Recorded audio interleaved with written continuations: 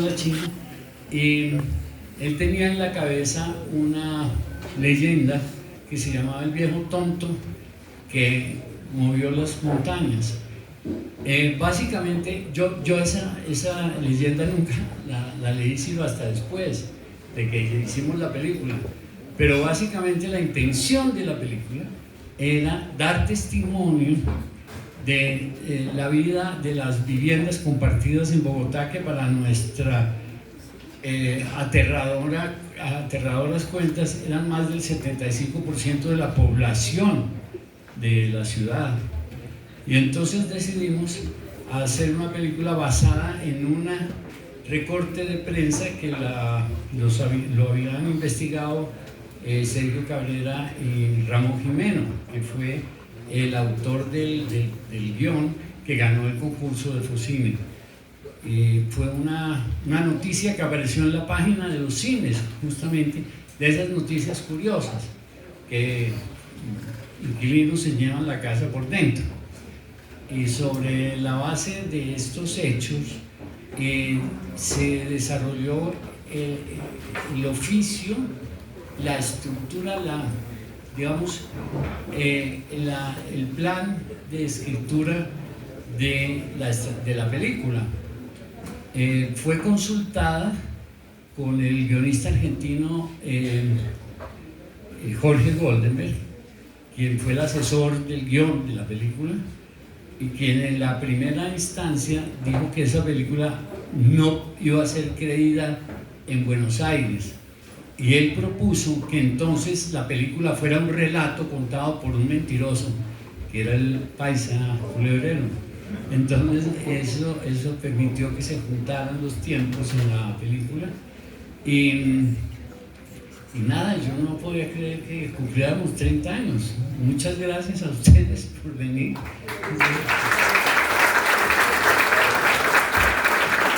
Humberto, la película tiene varias escenas y varias historias alrededor del anarquismo. Hay una escena muy interesante de Don Jacinto, que es el protagonista de la historia, donde hay un pequeño cuadro con una imagen de uno de los líderes del anarquismo español más importantes. Cuéntenos esta historia. Tengo entendido que esa imagen, esa simple imagen de algunos segundos, fue muy importante para la exhibición y para que la película fuera muy famosa y durara mucho tiempo en cartelera en España. Eso fue casi accidental, porque el personaje de Fausto está inspirado en un tramoyista del Teatro Colón que se llama Calderón. Calderón era un gran tramoyista, y nosotros de niños jugábamos en el Teatro Colón, y había dos. Primero, la directora del Teatro Colón no dejaba entrar niños sin corbata.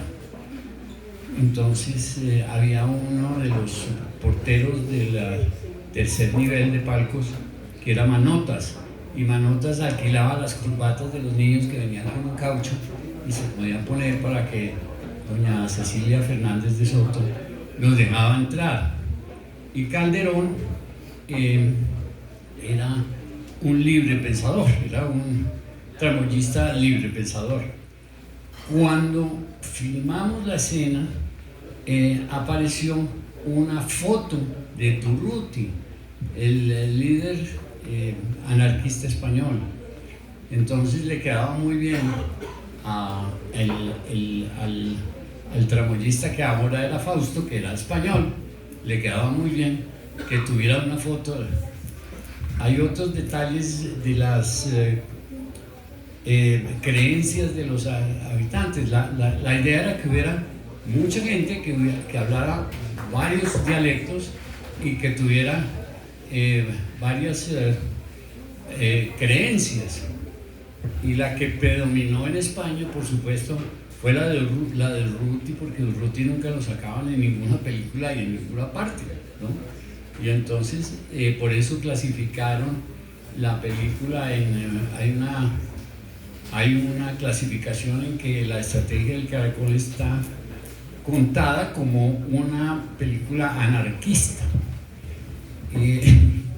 Por la foto sale unos 3 segundos, más o menos, en la película, y fue completamente, pues fue una idea de momento, no era el propósito que el tramoyista fuera anarquista, pero sí hubo varios otros síntomas que a partir de la aparición de la foto,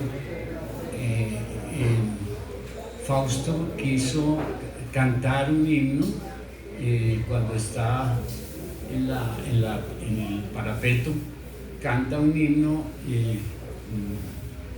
casi suicida, porque está dispuesto, pues, a entregar la vida si no funciona el plan de la estrategia, y canta un himno anarquista también, que ese sí fue motu propio de Fausto. Querido Humberto, quería preguntarte, yo he visto varias veces la película y tiene unos guiños al neorrealismo italiano y algo felinesco, algo de Sica, algo del mismo Michelangelo Antonioni. Esa época estaba muy marcada la influencia del cine italiano en el mundo, en Europa y en Colombia también, y había también unos encuentros también, pues se puede decir que tiene visos del realismo mágico en cuanto a la escritura, en cuanto a la literatura. El guión está como finamente y sutilmente proyectado a ese movimiento del realismo mágico que hemos vivido durante tantos años, desde el boom hasta nuestros días. ¿Te parece? A mí me han acusado de doble plagio, uno de una película que se llama Milagro en Rumba, del neorrealismo italiano, ¿sí? Y la otra era de Berlanga. A mí me han acusado y yo no había visto ninguna de las dos películas, las vi muchos años después, y realmente sí hay un sabor del neorrealismo que a mí me gusta mucho, aún después de la acusación. Yo dije, pues me acusaron de una cosa que a mí me gusta, ¿no? Y es un cine que marcó, digamos, una época de una mirada consciente de la sociedad en crisis, ¿no? Eso es muy importante.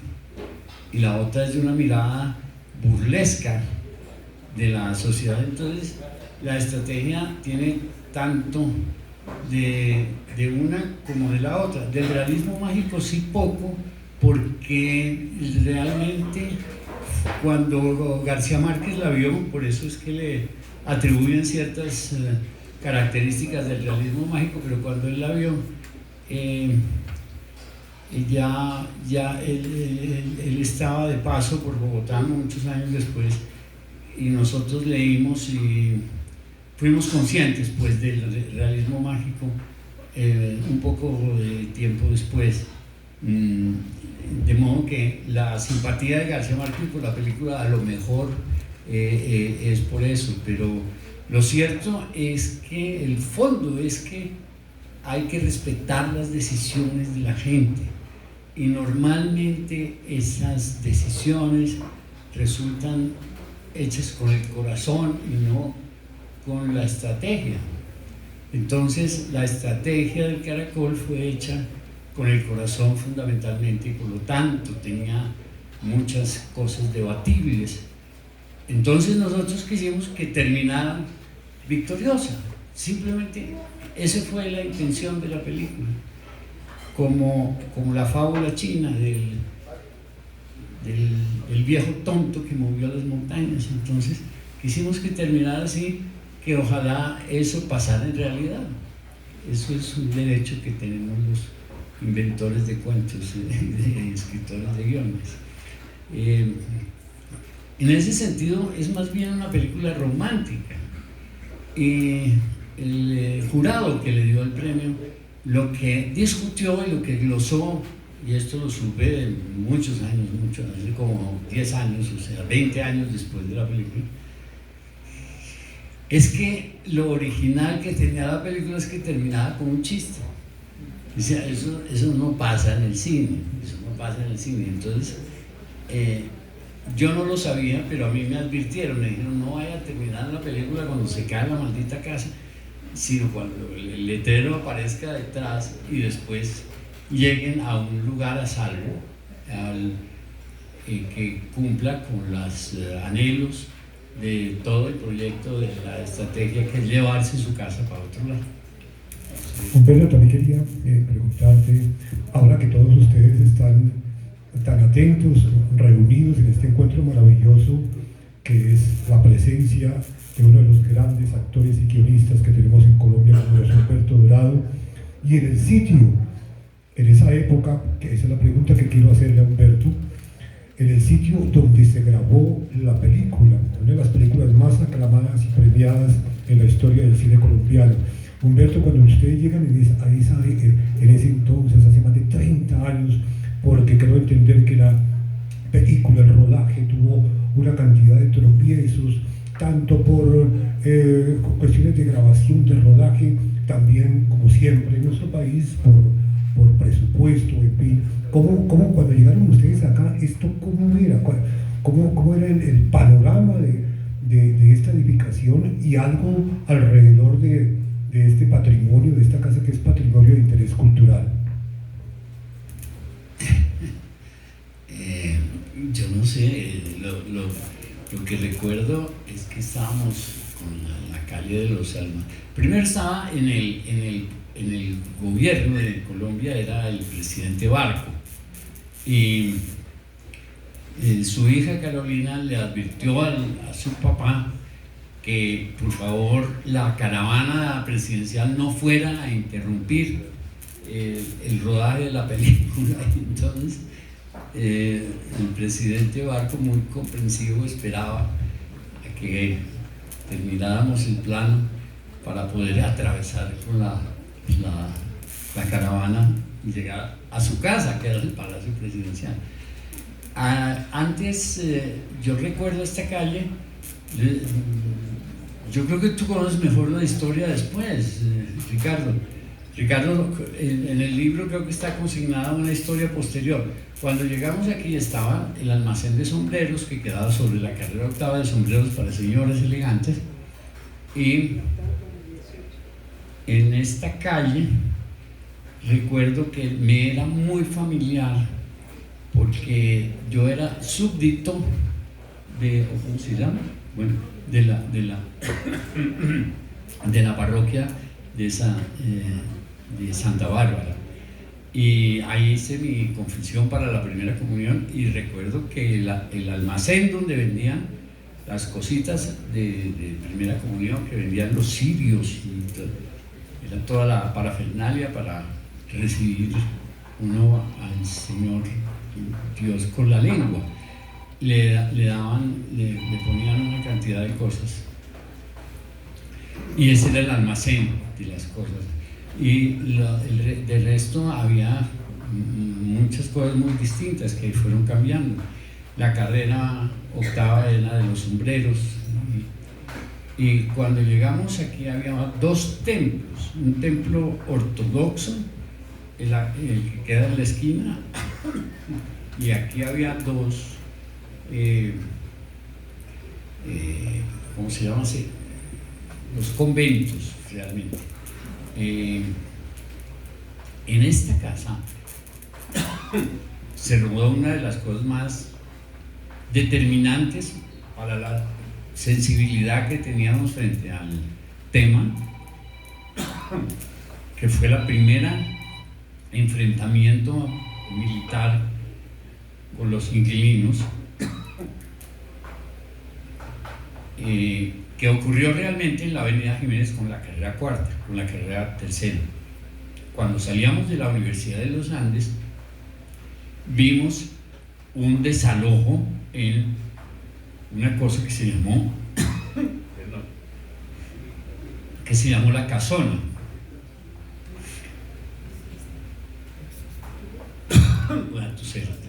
Con el siguiente estornudo. Y ahí vimos, cuando salimos de la universidad, vimos un enfrentamiento de la policía desalojando una casa.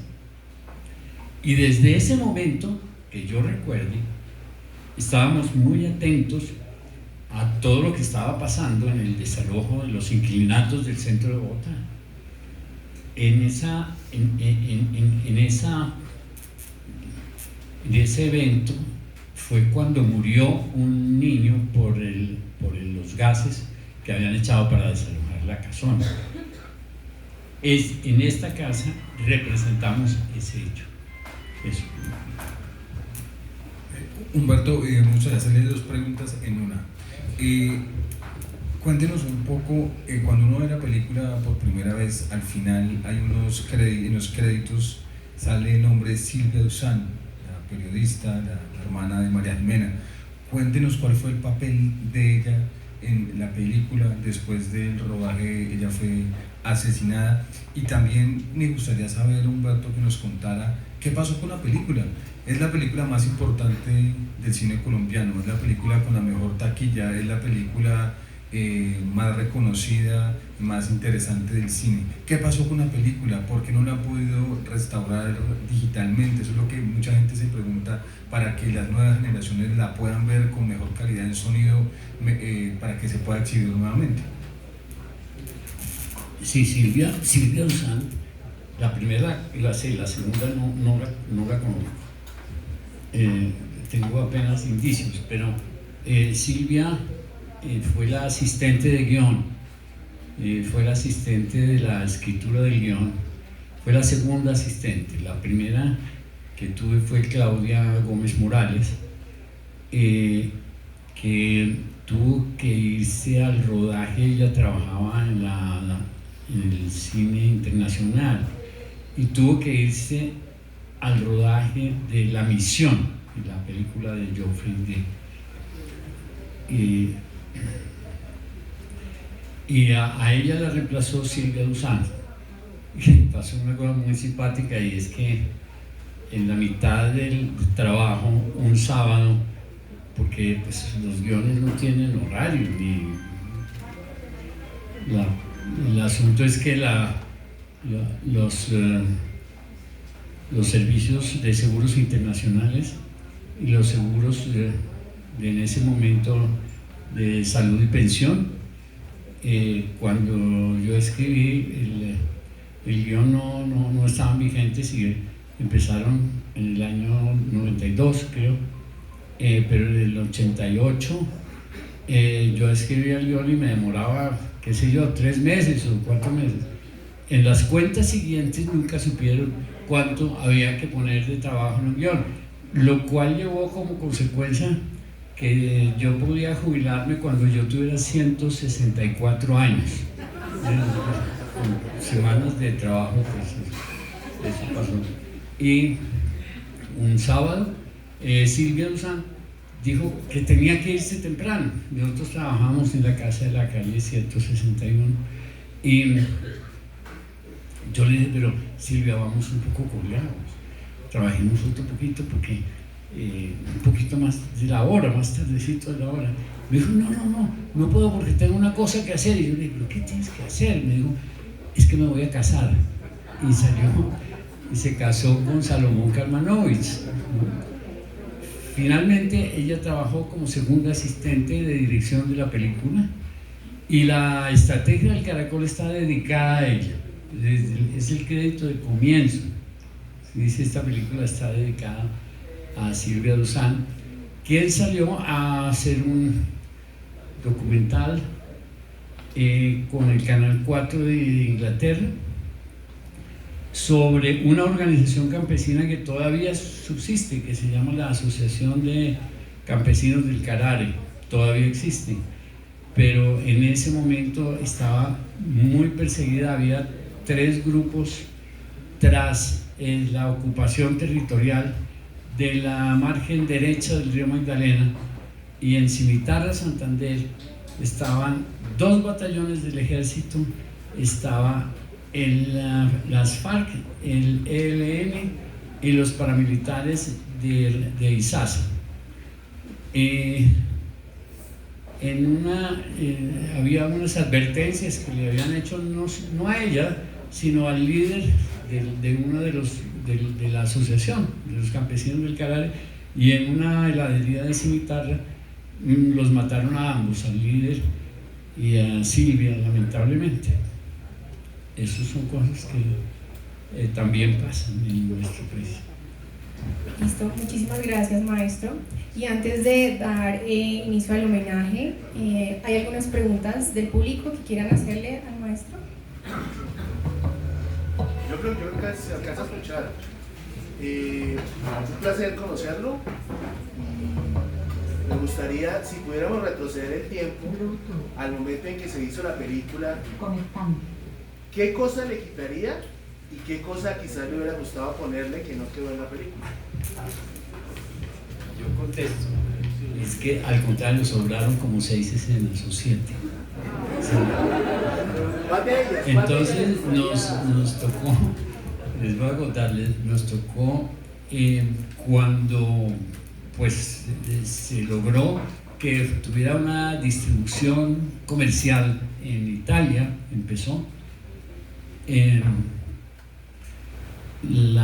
Los horarios italianos demandan que se ponga un intermedio, en el cine italiano hay intermedio, ¿no? Para poder mantener las cafeterías de los cines. Y para lograr el tiempo de proyección obligado por la ley en Italia, hubo que quitarle más o menos 7 escenas. Una que yo recuerdo con mucho cariño es la escena entre Delfina Guido, que en paz descanse, y Zayn Castro, en que él le va a pedir una contribución económica al puesto de Delfina, que era en la Plaza de las Cruces. Ella era verdulera en la Plaza de las Cruces, que también está inspirada en un personaje real. Esa voló. La otra es cuando el Perro Romero va a sacar de la cárcel al militante que es Zayn. Esa también hubo que recortarla. Sergio Cabrera tiene las 7 escenas que nos tocó cortar de la película original, digamos. Luego fue en España que la película fue programada a la medianoche los viernes, y es la película que más ha durado y ha sido asociada con un movimiento que se llama los Ocupas, que son los que invaden, digamos, terrenos para conseguir viviendas. ¿Y qué le faltaría? No, antes le sobró un poquito. Hay una escena muy linda y es cuando el Perro Romero gestiona el entierro del niño que matan, que se arma un problema con medicina legal y todas esas cosas que implican las necesidades jurídicas de la muerte. No me acuerdo de más, pero son esas. Muchas gracias. Muchas gracias, maestro. ¿Alguien más tiene una pregunta?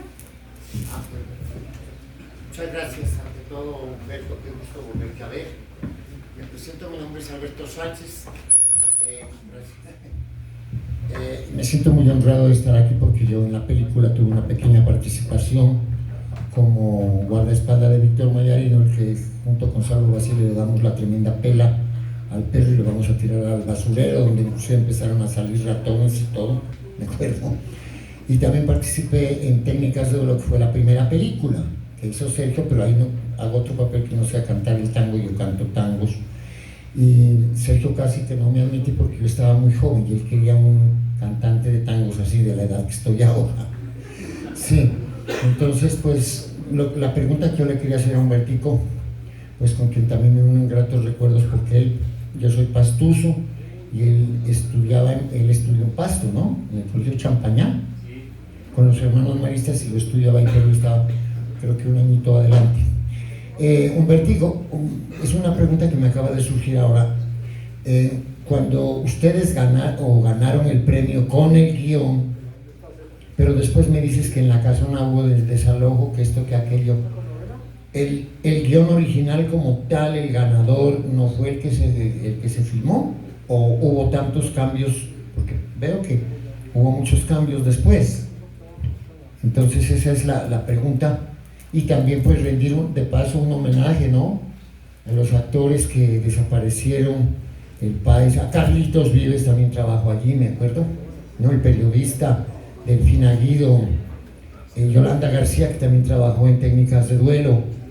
Y pues mi participación, aunque fue corta, pues para mí pues es un clásico del cine nacional, es una película de culto, ¿no?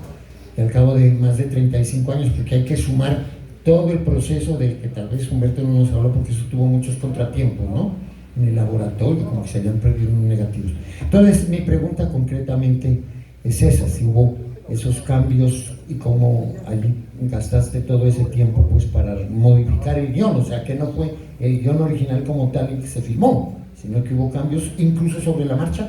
Esa es mi pregunta. Muchas gracias. No, en los créditos está clarísimo, y es que es el guión cinematográfico lo escribí yo, y el guión premiado lo escribieron y lo investigaron durante muchos años, Sergio y Ramón Jiménez. ¿Sí?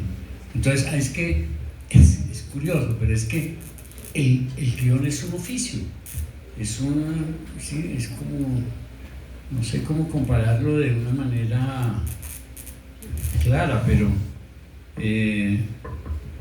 ni Sergio ni Ramón tienen la experticia de hacer el guión, ¿no? Es que un guión es una especialidad de la escritura, digamos, por decirlo de alguna manera. Tanto Silvia como Claudia Gómez y yo tomamos el guión ganador y lo tiramos a la caneca y cogimos todo el espíritu de la historia y algunos de los personajes y algunos de los elementos. El cura tampoco sale, por ejemplo, el cura que hace Gustavo Angarita. Entonces todo eso es parte del guión cinematográfico, es decir, ya del trabajo del cine, ¿no?, ya la especialidad del cine. Porque hay muchas maneras, y hoy los guionistas prácticamente estamos en vía de extinción, porque ahora se hacen los guiones, se ha privilegiado tanto a los mecanismos de producción, que la producción ha optado por eliminar al autor, ¿no?, por evitarse seguramente los derechos de autor. Entonces se trabaja, la producción nombra un colectivo que hace las historias, y ahí hay algunos compañeros guionistas, pero antes un guionista escribe la película que se va a filmar, pero tiene que saber cómo se hace. Eso es. Vamos a hacer un par de preguntas más. ¿Alguien tiene?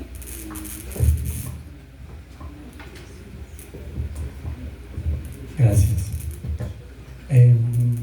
Se dice que el título son las entrañas de un libro. Y bueno, son dos preguntas. El título de esta obra es maravilloso, lo invita a uno a verlo. Y lo otro es el final, el punchline, que también tiene un final muy, muy interesante, como que sale uno, todo el mundo sale contento con ese final. Pero como el punchline, como dice en inglés. Me gustaría saber cómo llegaron a ese título y cómo llegaron a ese final. Simpático, y el título tiene autor, y es que invitaron a Bernardo Bertolucci al Festival de Cartagena, y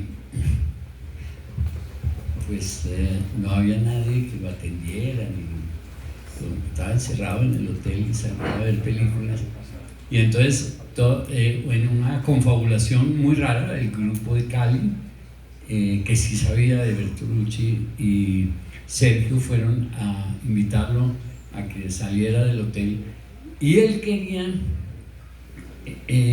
editar la película que iba a proyectar, hacer una edición improvisada en el centro de convenciones de Cartagena. Entonces se fueron en patota,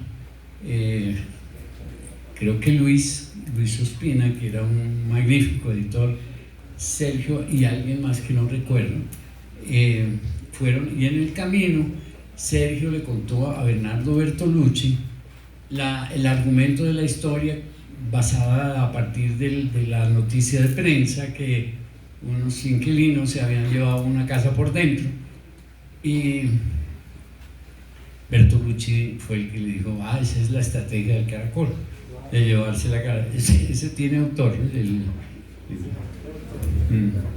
Y lo otro sí fue un problema casi judicial, que es que tenía que cumplir un plazo ante el juez, y entonces el militante Zain Castro fue el que decidió pintar detrás esto que se volvió una frase que, entre otras cosas, yo he visto que lo aplican mucho en la vida cotidiana la gente. Ahí tienen su casa pintada, que está pintada aquí, pero la verdad yo no sé muy bien cuándo se aplica, sino que fue la idea para cumplir con el plazo dentro del argumento con el juez. ¿Sí? Son muchos los factores que influyen en una película, pero lo que creo que es interesante es que no era una película autorreferencial nuestra, sino era un homenaje a la gente, era un homenaje a las decisiones de la gente, y tocaba una problemática que se estaba dando.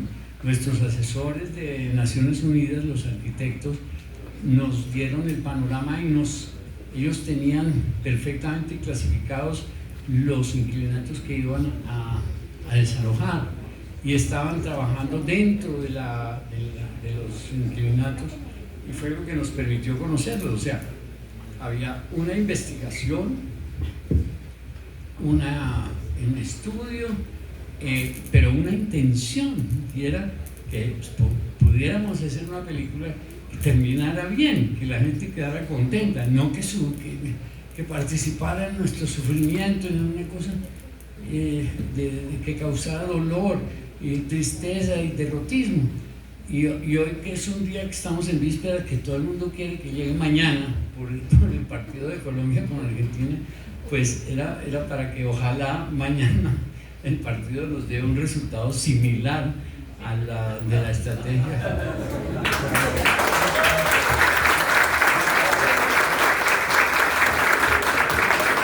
Muchísimas gracias, maestro. Bueno, ya vamos a dar inicio al homenaje que le tenemos al maestro Humberto Dorado, así que vamos a recibir a